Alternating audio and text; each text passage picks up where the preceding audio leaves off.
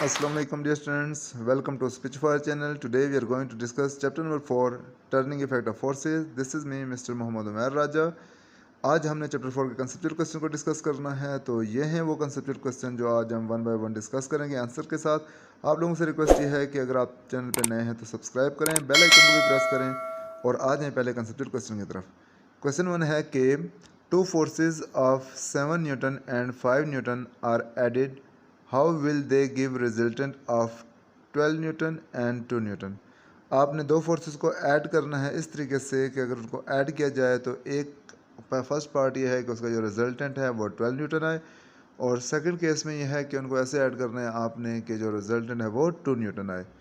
तो original forces जो हमारे पास दो हैं, 5 न्यूटन एंड 7 न्यूटन। तो देखें यहाँ पे आप फिगर ए में 7 न्यूटन फोर्स है और हेड टू टेल रूल के तहत हमने सेकंड फोर्स 5 न्यूटन के साथ ऐड कर दिए जो कि सेम डायरेक्शन में थी, सेम एंगल पे थी। जब हम उसका रिजल्टेंट लेंगे तो वो आपको रेड लाइन में शो हो रहा है, और ये रिजल्टेंट है जो कि इक्वल होगा दो फोर्सेस के मैग्नीट्यूड के सम के, यानी कि 7 newton plus 5 newton equal to 20 Newton.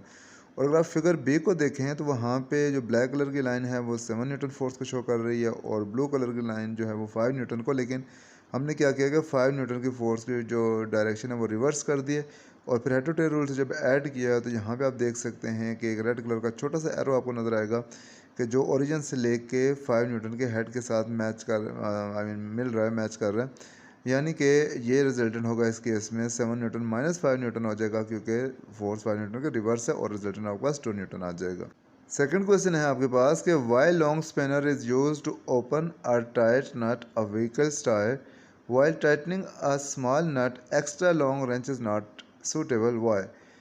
दो क्वेश्चन आपसे पूछ रहा है, दो पार्ट्स हैं इस क्वेश्चन के। पहले में यह है कि जब आपने कोई नट को टाइट करना है या लूज़ करना है तो आपको लॉन्ग स्पिनर क्यों रिक्वायर्ड होता है किसी गाड़ी के टायर को नट को टाइट करने के लिए। और सेकंड ये है कि अगर कोई स्मॉल नट है तो उसके लिए आपको लॉन्गर स्पिनर जो है या लॉन्गर रेंज है वो रिक्वायर्ड नहीं है। ऐसा क्यों है, इन दो क्वेश्चन के आपने आंसर देने हैं।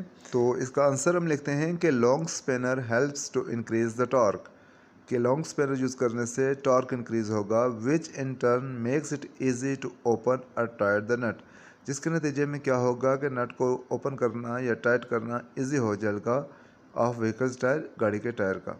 As torque is equal to F multiply L, इसमें एफ क्या है, force, and L is moment arm. और इस केस में जो लेंथ ऑफ स्पैनर है वो मोमेंट आर्म है, सो ब्रैकेट में हमने लिख दिया है कि length of spanner. Second part का आंसर है while tightening a small nut extra long wrench is not suitable because it requires less torque which can easily be achieved by small spanner. इसलिए ज़्यादा लॉन्ग जो range है आपको required नहीं है, क्योंकि आपको स्मॉलर टॉर्क रिक्वायर्ड है, तो वो आप स्मॉलर स्पैनर से ही अचीव कर सकते हैं। जितना नट बड़ा होगा force of friction between the axle और नेट जो है वो बढ़ेगी, और उतना ही ज़्यादा टार्क आपको रिक्वायर्ड होगा, और जितना स्मॉलर नेट है उतना ही अमाउंट ऑफ टार्क कम आपको रिक्वायर्ड है। इसलिए स्मॉलर स्पैनर से ही वो नट जो है वो टाइट या लूज हो जाएगा। Question number 3, why door knobs are fixed at the edge of the door, what will happen if the door knob is at the middle of the door. कह रहे हैं कि डोर नॉब जो या door का handle जो होता है उसको डोर के बिल्कुल एज पे फिक्स किया जाता है, जैसे यहाँ पे आप देख सकते हैं। ठीक है, उस नॉब से पकड़ के आप इसको ओपन या क्लोज़ करते हैं। तो यहाँ पे डोर नॉब लिखा हुआ साथ एरो के साथ मेंशन किया गया कि डोर नॉब का जो हैंडल है बेसिकली डोर का, उसी को कहते हैं। अब क्वेश्चन ये है कि इसको डोर के एज पे क्यों फिक्स किया जाता है, और सेकंड कह रहा है कि अगर हम इस डोर नॉब को चाहते हैं कि डोर के सेंटर पे फिक्स कर दें, फिर डॉट सेंटर में लगा हुआ जहाँ पे मोमेंट ऑफ लिखा उसके बीच में, इट मीन्स कि वहाँ पे अगर हम इस डोर नॉब को या हैंडल को फिक्स कर दें तो फिर क्या होगा। तो इसका आंसर ये है, door knobs are fixed at the edge of the door to increase the moment arm L. Door knob को एज पे इसलिए लगाया जाता है ताकि मोमेंट आर्म को इंक्रीज किया जा सके, which in turn makes it easy to open और क्लोज द डोर। जो इसका रिजल्ट क्या निकलता है, इसके नतीजे के तौर पे क्या होता है कि डोर को ओपन या क्लोज करना आसान होता है। क्यों, क्योंकि मोमेंट आर्म ज़्यादा है तो टॉर्क जो है वो प्रोड्यूस ज़्यादा होगा, इनके फोर्स आपको कम रिक्वायर्ड चाहिए होगी मोमेंट आर्म ज़्यादा जब होता है तो।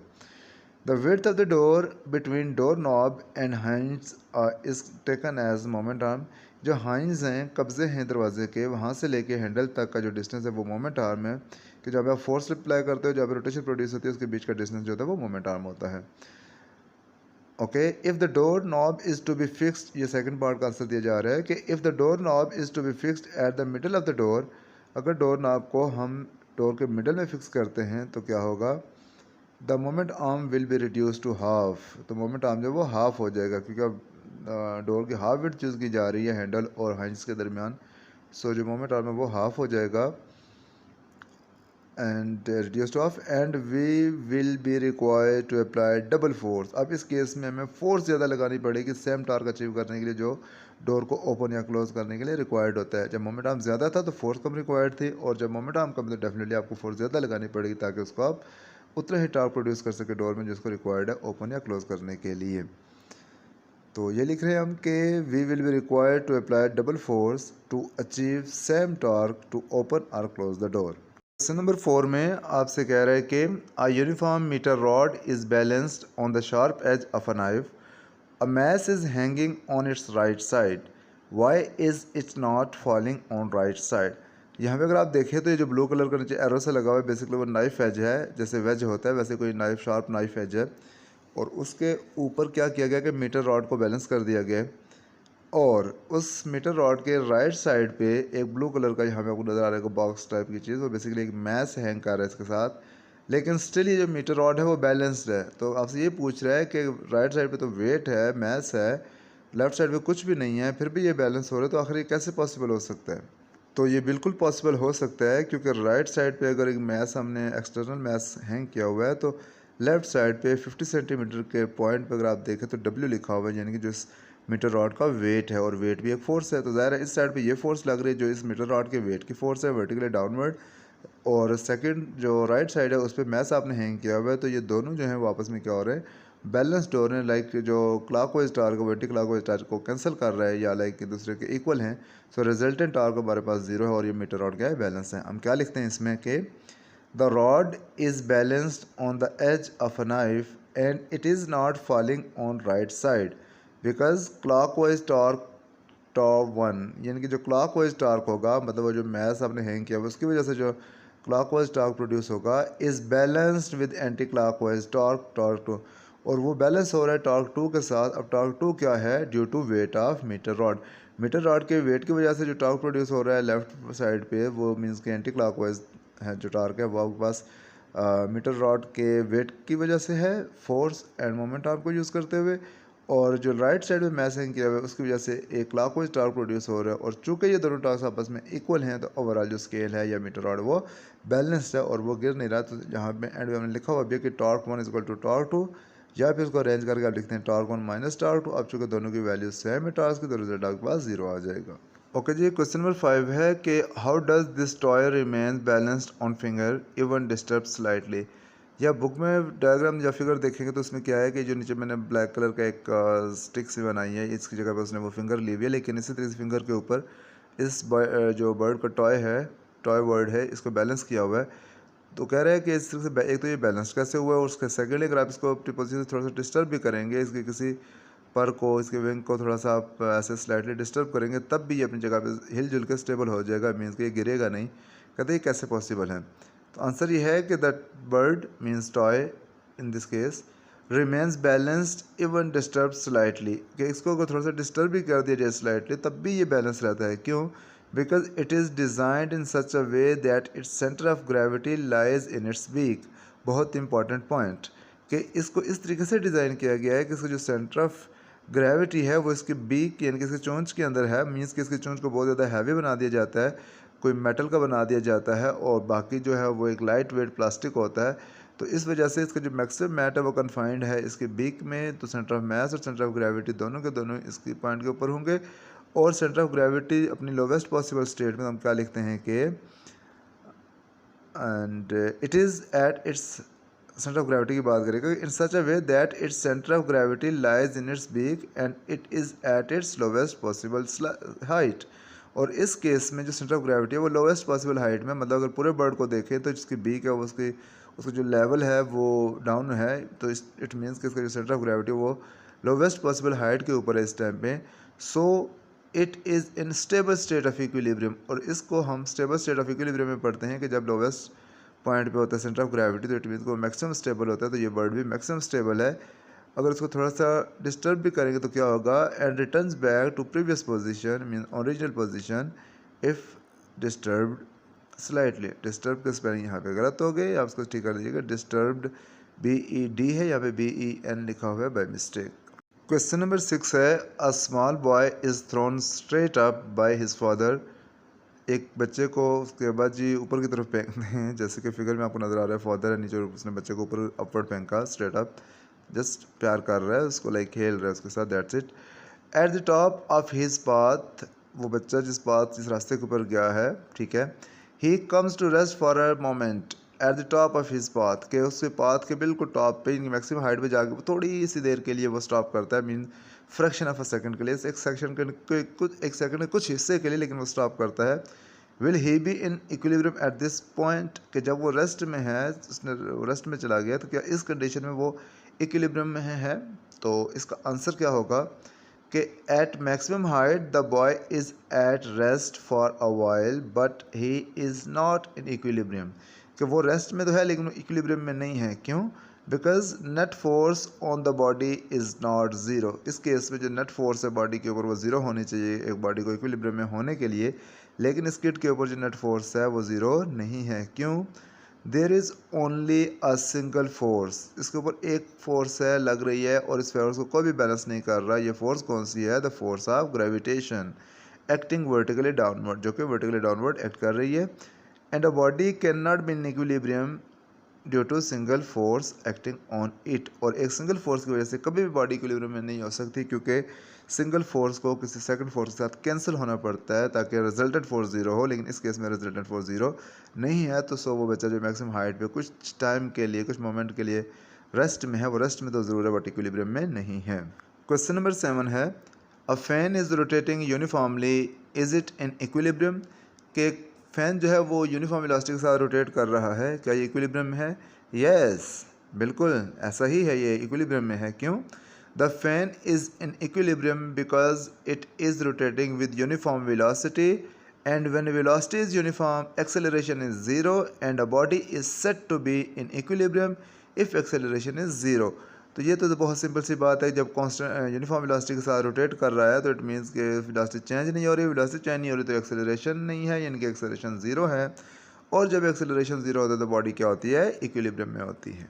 क्वेश्चन ये है, question number 8, can a body be in equilibrium under the action of single force और single torque? The answer is no, नहीं।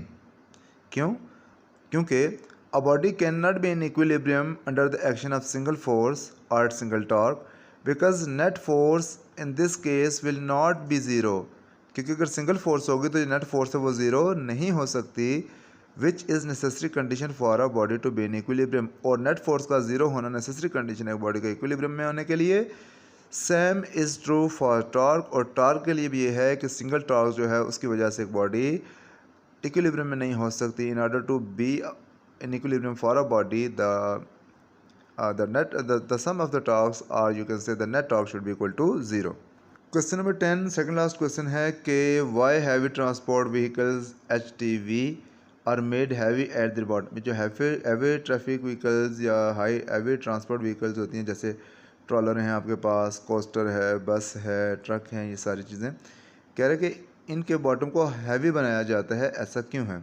तो आंसर क्या लिखते हैं हम, HTV और loading vehicles are made heavy at their bottom to increase their stability. उनके bottom को हैवी बनाया जाता है ताकि मैक्सिमम उनका जो मैस है वो कन्फाइंड हो बॉटम में, और उसका सेंटर ऑफ ग्रेविटी लाई करे इसकी लोवेस्ट पोजीशन में।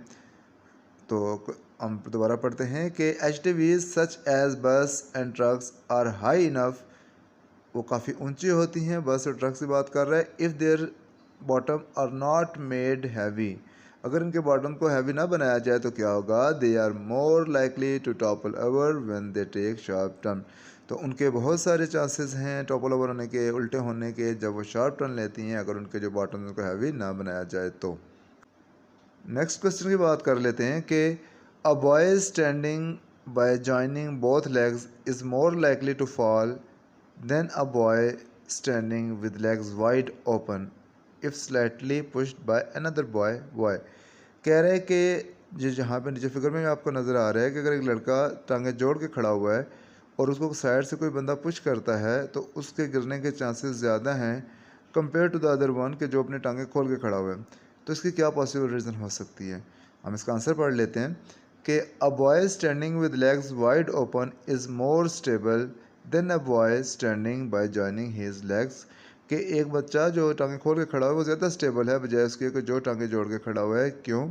Because when his legs are joined the centre of gravity of the body is in its highest position. जब वो टांगे जोड़ के खड़ा हुआ है तो उसका जो सेंटर ऑफ ग्रेविटी है वो उसकी हाईएस्ट पोजीशन में है, विच decreases it's stability. And the boy who is standing with open legs have centre of gravity not in its highest position, कि उसका जो सेंटर ऑफ ग्रेविटी वो हाईएस्ट पोजीशन में नहीं है, ये कंपैरेटिवली उसका सेंटर ऑफ ग्रेविटी लो है। फिगर में भी आप देख सकते हैं कि अगर आप हाइट देखें एच के साथ शो की गई है तो सेंटर ऑफ ग्रेविटी की हाइट पहली फिगर में ज़्यादा है जबकि दूसरी फिगर में कम है। तो इसको हम क्या लिखते हैं कि have centre of gravity not in its highest position rather it will tend to go higher if pushed by the boy so it maintains its position to be stable, कि अगर इसको पुश किया जाए, साइडवर्ड मूव किया जाए इन्हीं legs के साथ, ओपन लेग्स के साथ, तो क्या होगा कि सेंटर ऑफ ग्रेविटी की हाइट बढ़ जाएगी और हाइट बढ़ने से तो बॉडी अनस्टेबल हो जाती है। सो ख़ुद को स्टेबल करने के लिए, स्टेबल रखने के लिए ये बॉडी अपनी जगह पे रहती है और इसको मूव करना या पुश करना कंपैरेटिवली मुश्किल हो जाता है। सारा खेल, सारा तमाशा आपके सेंटर ऑफ ग्रेविटी का है। जितना सेंटर ऑफ ग्रेविटी लो होगा बॉडी उतनी ही ज़्यादा स्टेबल होगी। उसको टॉपल ओवर करना, उसको गिराना, उसको उल्टा होन करना उतना ही मुश्किल होगा। तो यहाँ पे भी आपके पास यही है। चलें बच्चे हैं, चैनल जल्दी सब्सक्राइब करें, बेल आइकन को भी प्रेस करें और बहुत शुक्रिया वीडियो देखने का। इस वीडियो को ज़्यादा से ज़्यादा शेयर करें ताकि मैक्सिमम स्टूडेंट्स की हेल्प हो सके। Stay blessed, take care of others and yourself. अल्लाह हाफिज़।